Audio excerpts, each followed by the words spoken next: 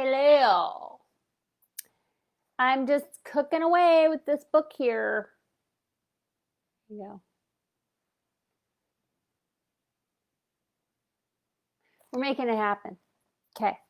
This is only a few pages, this chapter, and my food is done, so I'm waiting for it to cool down, and I want to go eat my dinner, and it's late.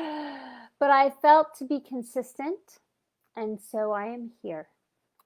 Okay. Chapter 20, Evaluating Monarch. The problem with evaluating the account of many believed victims of mind control is the problem with psychological therapy itself. It is ultimately a subjective process in which the patient is influenced by the therapist and the therapist by the patient.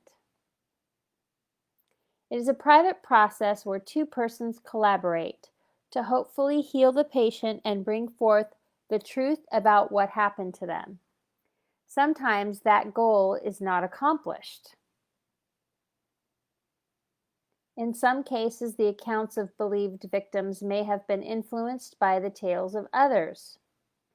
They may be referencing things that they have read or heard from others. Thus, not to make light of such things, an incident of childhood sexual abuse might be turned into an abusive encounter with a prominent politician. A childhood nightmare of cloaked Satan worshippers might be remembered as fact. Daddy's clients in the insurance trade might fit all the earmarks of members of the Illuminati.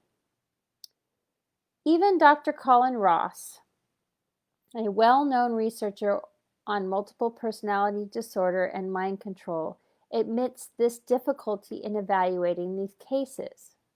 Quote, "You cannot tell just by listening to a patient's story. You can't tell that it is true. Also, you can't tell that it is false. In other words, you can't tell without some sort of outside proof. That is, proof that it really happened, or proof that it didn't happen. What I have learned, especially in the last 5 years, there is really no limit to how detailed, how compelling, how full of feeling, how detailed a bunch of memories can be and actually be totally real or never have happened. I have worked with people who have had really elaborate memories of all kinds of things with tremendous amounts of detail, and then we have been able to prove that it never happened. You can't tell. While there is no question that many people have been the victims of mind control and ritual abuse, in my opinion, far more than ever have been acknowledged. There are also many people who proclaim themselves to be mind control victims whose accounts I do not find entirely credible. Like copycat criminals, there seem to be copycat victims who source their current problems to the stories of others who may or may not be actual victims themselves.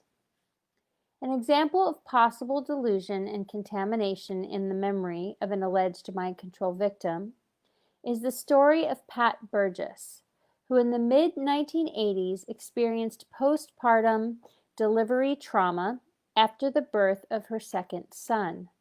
Prior to that time, Burgess seems to have lived a normal life and to have no psychological problems. Complaining of depression, Burgess consulted hypnotherapist Anne Marie Bauman, who over the course of many visits came to believe that she had discovered at least 30 personalities within the recesses of Burgess's psyche. Feeling that a therapist more experienced in multiple personality disorder was called for, Bauman referred Burgess to Dr. Bennett Braun, who ran a clinic at the well-known Rush Presbyterian St. Luke's Medical Center in Chicago.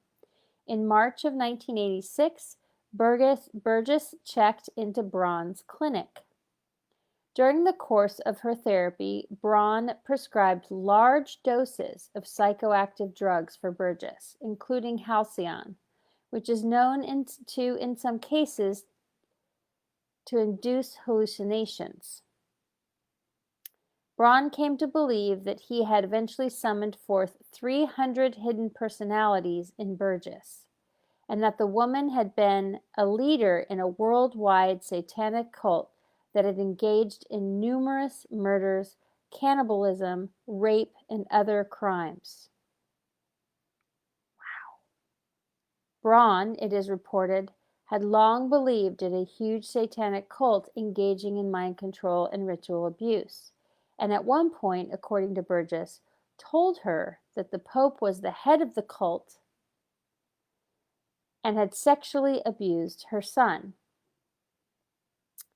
Burgess called the FBI to investigate, but having heard her stories, they chose not to pursue the matter. Both of Burgess's sons, aged 3 and 5, were checked into the hospital for evaluation and put on a course of drugs and therapy, spending 3 years in the locked child psychiatry department of the hospital. After 27 months in the hospital, Burgess went home. She has concluded that her beliefs that she was a member of a satanic cult and engaged in murder were the product of the mind-altering drugs that she was prescribed, and the paranoid worldview of Dr. Braun and the MPD unit at Rush Presbyterian. Burgess sued Dr. Braun and the hospital, who settled out of court for $10.6 million. Braun's clinic was closed, but he is still practicing psychiatry at Rush. What has only been recently revealed is that Braun had not been a licensed psychiatrist to begin with, but only obtained his license some time after Burgess had gone into therapy with him. The state of Illinois has brought formal charges against Dr. Braun to revoke his license.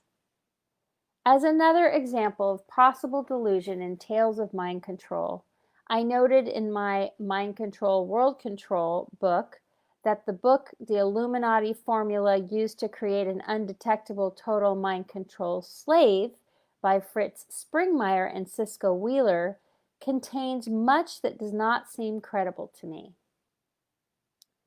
Their narrative seems to be a conglomeration of horror tales, oft told in the fundamentalist Christian underground, without much regard for evidence, credibility, or even possibility.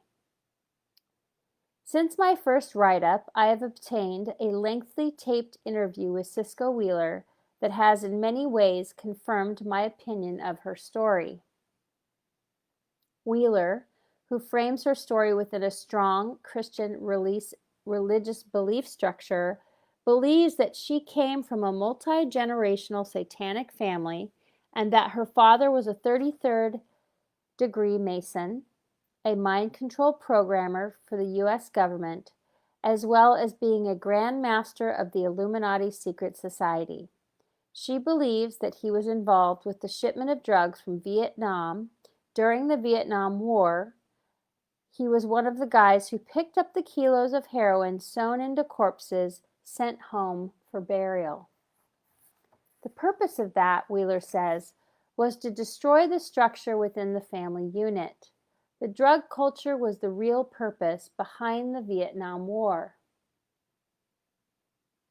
Structure within the family unit and the purpose of the Vietnam War aside, Wheeler reports that in the late 1940s, the Illuminati set upon a plan to infiltrate churches because they understood the power of God within the structure of the church, and they had to find a way to infiltrate the church to break down that spiritual strength within the church, the power of the Holy Spirit that works within the church. Her father, she says, was used to further this purpose and married a woman who was not Illuminati or involved in ritual magic, but who did have a Christian background so that he could obtain entrance into fundamentalist circles. Wheeler believes, like many others, that she was adversely conditioned by trauma while still in the womb, and that by the time I was 18 months, because my father was a programmer, he could control my liver, my kidneys, my heart rate, my pulse, and my respiration. Later, she says, she was sexually groomed to service the top politicos of this country.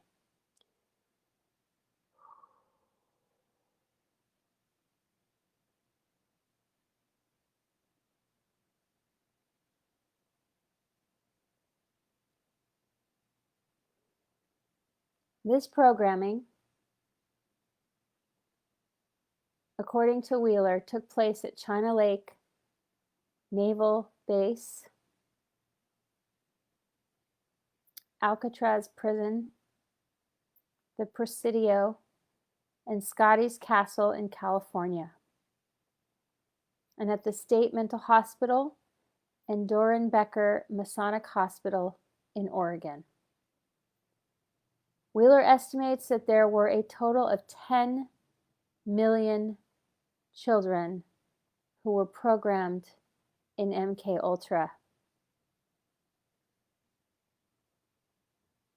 in the 40s.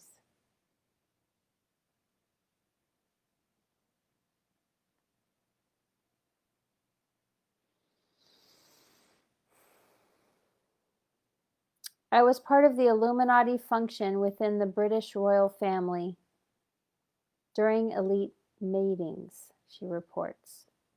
The first American president that sexually abused her, she recalls, was Dwight Eisenhower. She also believes that she endured mind control procedures under the hand of the infamous Dr. Green, who she identifies as actually being the Nazi Dr. Joseph Mengele working under an alias. Her father, she says, was Mengele's number 2 man.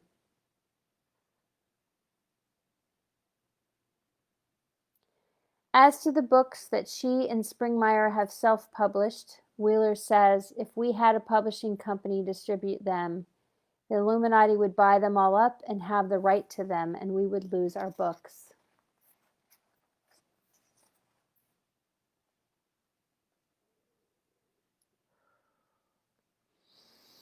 Perhaps providing insight into how Wheeler came to believe that she was the victim of mind control abuse is the information that her therapy took place in the context of a group of 4 women, all of whom believed that they had been programmed at about the same time by the same programmers. She says, in our healing process, the first thing we had to acknowledge within ourselves, and we each had to do this separately, is to acknowledge that we are MPD, multiple personality disorder, and that we are DID, dissociative identity disorder, and that we were generational families of Satanism. Again, like many other recovered memories of mind control and ritual abuse, and being dawdled on President Eisenhower's lap, Cisco Wheeler's version of history is long on Christian sermonizing about the end times and, so far as I can tell, devoid of proof.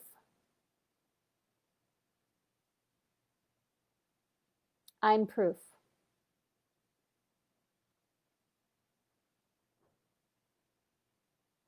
It is obvious that Cisco Wheeler believes what she is saying. I do not doubt her sincerity, but her recollections are so scanty and so generalized in detail that they do not comprise anything approximating proof or even a possibly credible account. I disagree. This, of course, may not be vital for widespread acceptance of her story in an era where seemingly half of the population believes that extraterrestrial aliens collaborate with the American government in underground bases. But it is vital to me. Now, you have to remember, this guy is a researcher, and this was written 20 years ago, and look at how the world has changed. I would love to hear what he has to say right now. Just curious.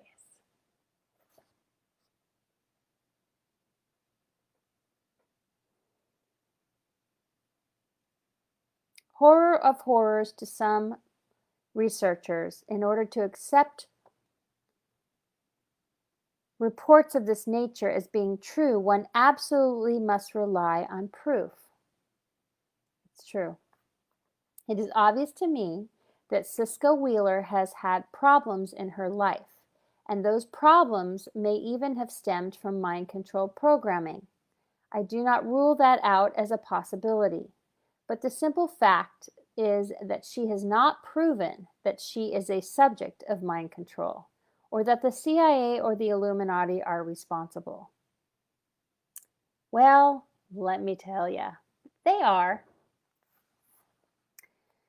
To repeat, I do not say that all people who believe that they have been mind controlled or who believe they have been victims of ritual abuse are deluded.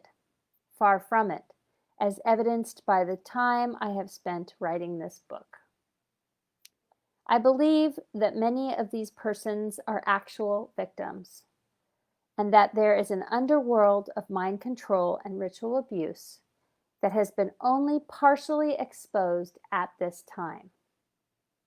This was in the year 1999, right? 2000. It is simply cases such as these must be evaluated carefully and individually. To uncritically accept every account, even the most outrageous and obviously paranoid, as many so-called researchers do, discredits real mind control abuse that does take place. It is also important to realize that the contamination of stories of actual as well as believed victims may be a way of discrediting the truth.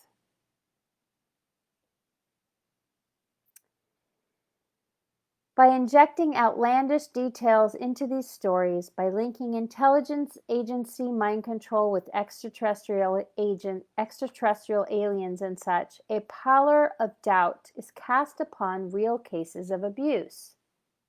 This is the activity of scrambling that Catherine Sullivan and others talk about. It is also true that traumatic abuse and conditioning confuses and disorients the victim, causing cross-referencing of mental information and potentially adding to the nightmarish quality of many reports of this sort. Finally, there are many reports of mind control conditioning that I find credible, and many witnesses whose testimony holds up under scrutiny.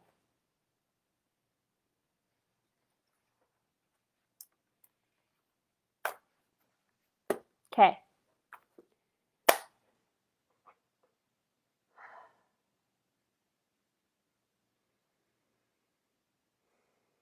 I just need to take a moment here because that was really triggering for me. Because I grew up in Ridgecrest,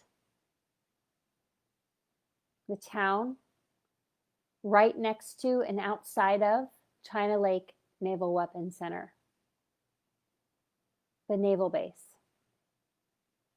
where all of this occurred, where Charles Manson had a compound outside of our hometown,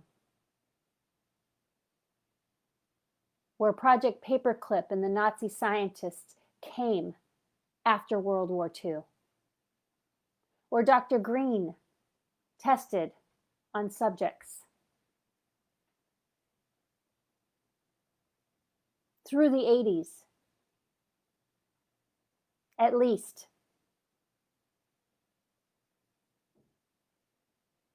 Okay?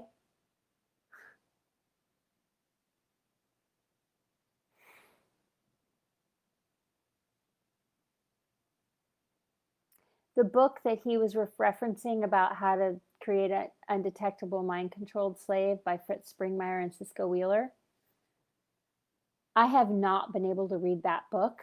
I've had it for years, and I have not been able to read it because it's that triggering for me.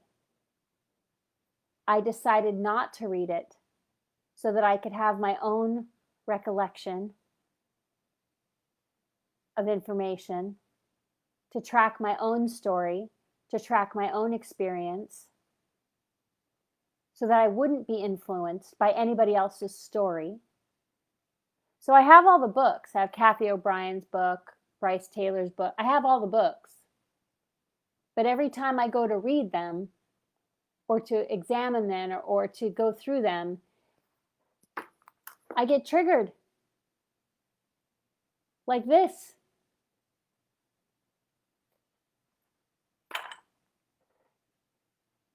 I can't even imagine what somebody would say about my story and whether it was credible and whether they try to discredit me for all the fucking crazy shit I've been through.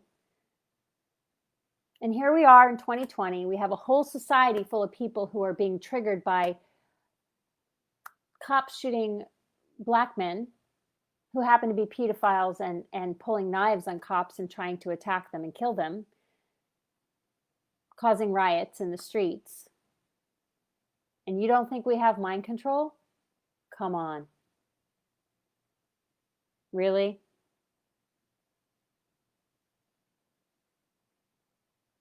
MK Ultra is absolutely real. I have watched for years how it has affected every single person I know and every single client I've ever had, and how I've dismantled it from myself and many others. There's nothing fake about it. Every single person that I've ever had as a client has had some level of mind control. They're beautiful people. They don't even know. Half the time, these people don't even know. They have no recollection. And it gets to a point where they have to go into their past because something is not right and it's not their life isn't functioning and working properly like everybody else, right? And they can't figure out what the hell is going on. And nothing else has worked. No therapy has worked. And they come to me. Not because I advertise, but because they know that there's something that I can do to help them. That I've had some kind of an experience with this. Is that random? Is that just by coincidence? No, it's not. It's spirit driven. It's led by God, Goddess, Source.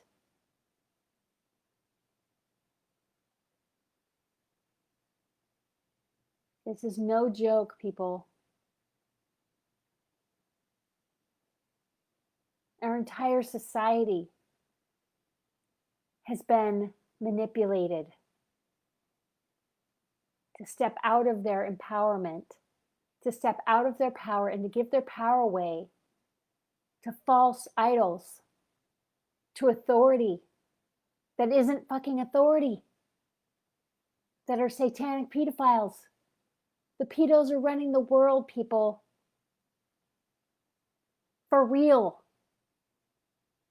I don't know how many times I have to say this.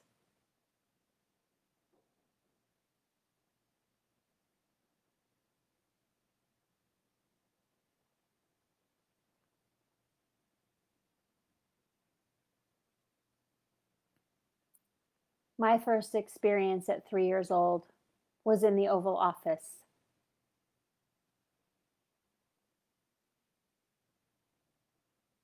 Not my first experience. My first experience was with my handler, my father. Trauma-based mind control is real. Sexual ritual abuse is real. Satanic ritual is real. It's a science. They know exactly what they're doing.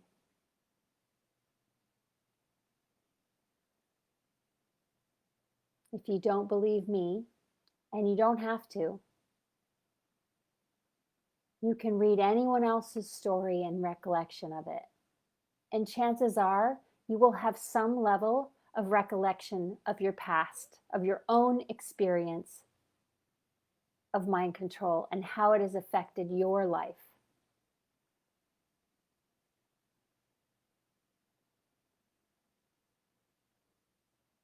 I am here to tell you that you can survive this and it's not the end of the world, and that you will become strong again. Even if you feel strong right now and then you have a memory come up and you can't explain it, it doesn't mean it's your imagination. I've never worked with anybody or met anyone that had a memory that was fake. Not once. Not once. I believe every single story I have ever heard. And you know why? Because somewhere in my past, there's some thread of that science of ritual abuse. And I can recognize the patterns of the ritual abuse in the story and help them clarify for themselves that it is actually real. And here's the system. And here's how it fits into the system.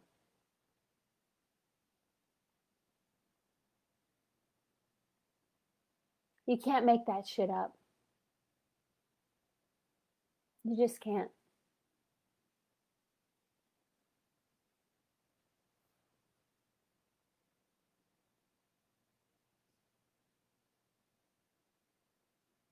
My heart goes out to anybody out there who's suffering right now, who's having a hard time because they're alone and they're not with people and they don't have any physical touch and they don't have any comfort.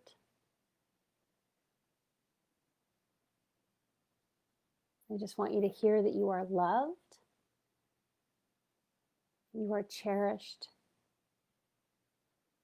and your humanity means something, and that you chose to be here. Your soul chose to be here at this time.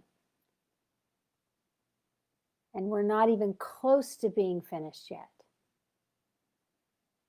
And what's on the other side of this is bright and beautiful. And I just invite you to trust that Spirit has a plan. It's a divine plan. And that it's not over yet. And we're just in the journey together.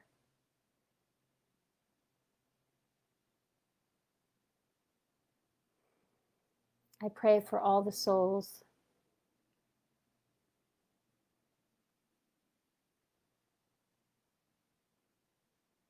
especially the children who have been abused, beaten, tortured, raped, even if they're an adult now. I pray for all the people on this planet, all of humanity, that they can come into the knowingness that they are not separate from God, Goddess, all that is, that they are an aspect of Source, and they can reconnect with their Source seed and know their worth. Every life counts. All lives matter.